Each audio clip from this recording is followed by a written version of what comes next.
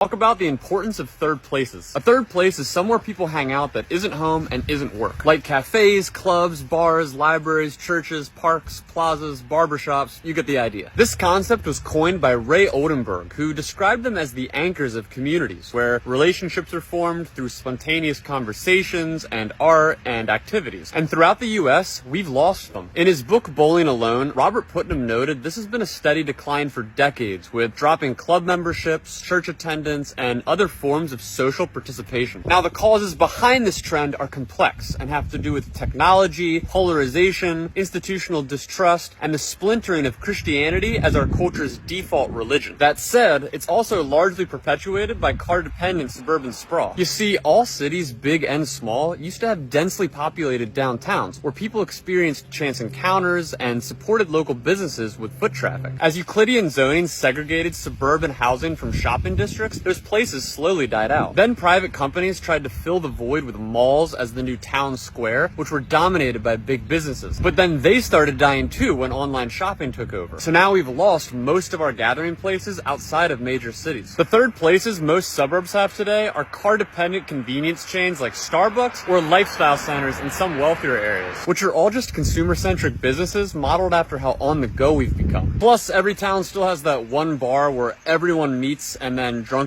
drives home from. But those are often depressing too, because rather than being one of several third places, they've become the single place people go each week to escape their life's routine. Because if you have to drive over 20 minutes to and from work every day, you likely don't have the time or the energy to then drive to a third place, other than maybe on a Friday night. This is why people try to replicate community online through multiplayer video games and forums and social media groups. It's also how a lot of alternative scenes for skating and music are created in the suburbs by angsty kids who carve out spaces in basements and fire halls and abandoned lots. Good third places are hard to come by today. Ones that encourage regulars to just hang out for hours, talking to strangers or reading books with little to no pressure to buy things. Or ones that don't encourage rushing out the door with mobile orders. When you build mixed-use neighborhoods that combine housing with commerce, foot traffic can support these places. Not to mention, organic events pop up like block parties, barbecues, and yard sales. It's undeniable that technology has changed the ways we view community. But I don't think anything can replace the need for organic, in-person connections that we get from third places. Without walkable communities, third places can't thrive. And without third places, we lose the heart of our communities.